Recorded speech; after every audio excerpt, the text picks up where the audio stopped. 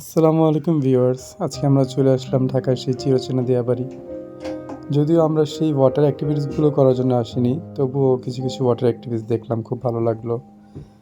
সেই water activity দেখতে দেখতেই হাতের বাম পাশে একটু দেখতে পেলাম যে একটা মাটির কারুকার্য করা সুন্দর সুন্দর কিছু জিনিসপত্র, যেমন মাটির হাঁড়ি, পাশে ছিল সুন্দর সুন্দর কিছু চায়ের কাপ। সবগুলো খুব সুন্দর রং করা ছিল। আর যে ভাইয়া দোকানে গিয়েছিলাম, দোকানটিতে ভাইয়া সব নিজেই রং করেছে, আমরা তার অ্যাড্রেসও সাথে দিয়ে দিব। আর সেই অ্যাড্রেসের পর আমরা দেখছি অনেক সুন্দর সুন্দর কাপ, বিভিন্ন জিনিসপাতি, শোপিস, তারপর ঝোলানো ফুলের দানি, সব কিছু আপনারা পেয়ে যাবেন দিয়াবাড়িতে এই ওয়াটার রাইডগুলোর ঠিক বাম পাশে। তো সব মিলিয়ে খুব ভালো লাগছিল এই মাটির জিনিসপত্রগুলো দেখতে।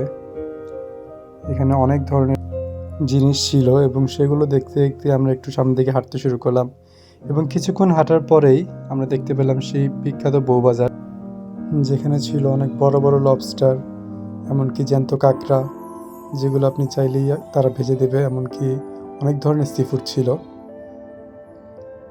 পাশাপাশি এখানে হাঁসের মাংস থেকে শুরু করে বট ভাজা, মুরগির মাংস, হাঁসের মাংস কালা ভুনা, সব কিছু ছিল।